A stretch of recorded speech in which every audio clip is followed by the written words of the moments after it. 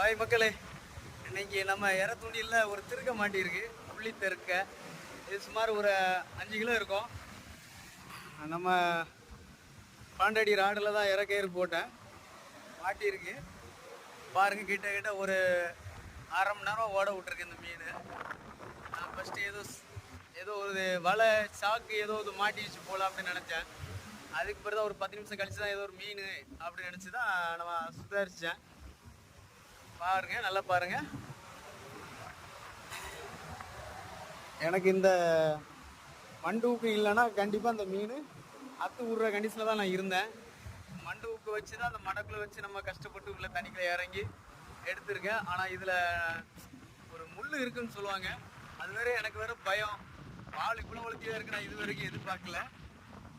பாருங்க, பிடிச்சுன்னா நமக்கு லைக் போடுங்க. நம்ம ரீல் இது 14,000 இதான் நம்ம பாண்டடி ராடு.